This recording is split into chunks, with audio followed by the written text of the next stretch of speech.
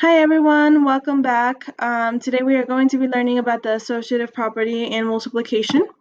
So our learning target today, I can solve multiplication problems by using the associative property.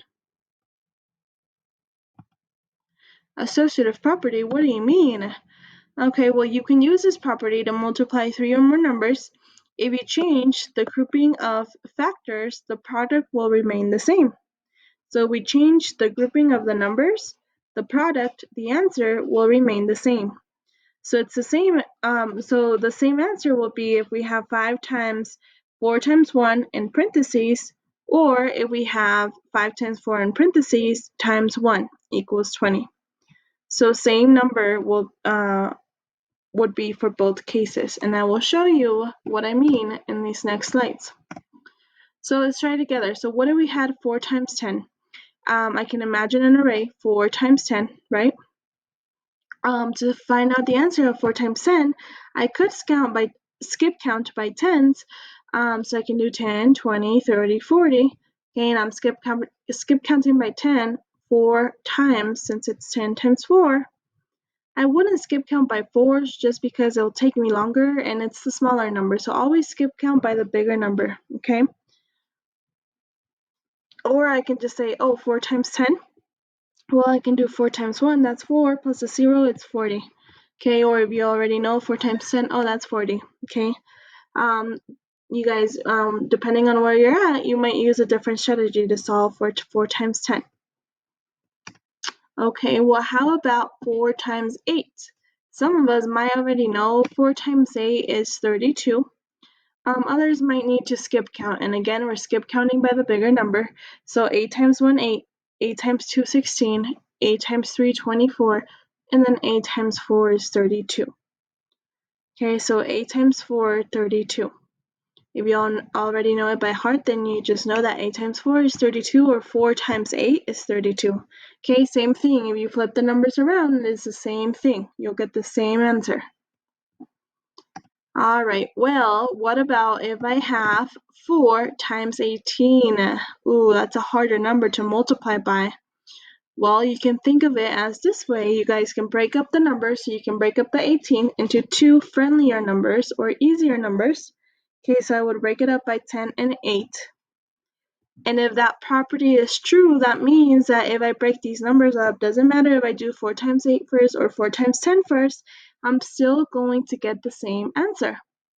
Okay, so first I am going to start with 4 times 10 because that's a friendlier number. So 4 times 10 equals 40. Now I can do my next array here. 4 times 8 equals 32. I'm not done though. Now, move this out of the way. Now we add both products, meaning both answers together. So 40 plus 32 equals 72. Okay. So this is associative property, how you can multiply three or more numbers together and you will still get the same answer. So if I would have started with 4 times 8, that would have given me 32. And then I could have done 4 times 10, that would have given me 40. But when I add them together, then I still get the same answer. All right, so now you guys will have some problems like this to solve in Google Classroom. I can get out of this screen. So now we'll go to homeroom, you go to classwork, daily work tab, and you'll see Monday's work, and I actually have this Google Forms. You click on the Google form. Remember, it's already made for you, so you do not have to create anything new. Just click on this and answer the questions directly on this, okay? Now you go to that document, which is this. Ooh, ladybug, isn't that pretty?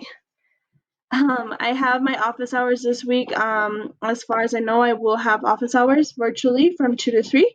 That means that around that time you can come back, and I'll have a link for you to join and ask me any questions or ask me anything if you need help. Please don't be shy. If you're stuck again, like with CERN or anything like that, or Amplify that you're like, I don't know how to get to it or whatever it is, please just come see me at that time and I can help you. I also put the timer link and then relaxing music link. Always remember your email address is your Mapleton username. You have a warm-up question. Make sure that you are oopsie, that you are lining up your numbers. Make sure they are lined up, so you will need a pencil and paper for all of your math work today, okay? And then you can select the right answer and turn in. Here is your learning target again. I can solve multiplication problems using the, oh, I put distributive. It's not the distributive, it's the associative. So let me fix this.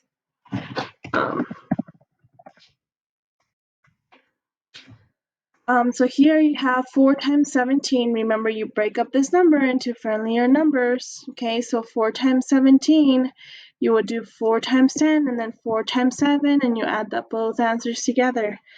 Here you have 4 times 22, 4 times 23. Please don't just guess or put a random number in here. Please do your best. It is still our job to learn. I actually want to have a raffle for you guys at the end of this school year, which is in about 3 weeks. So for that, you're going to have to join our crew meeting tomorrow at 1 o'clock so you can get all the details. And this time, I think you guys are going to enjoy the prize a little bit better. Okay, but if you want to hear the details, then come to our crew meeting tomorrow at 1 o'clock. So anyways, so please do your best, answer, do your work in a piece of paper. Do not just guess, okay? Here is another video that I put, please watch, must watch video. Make sure you go in there, watch it for this next section here.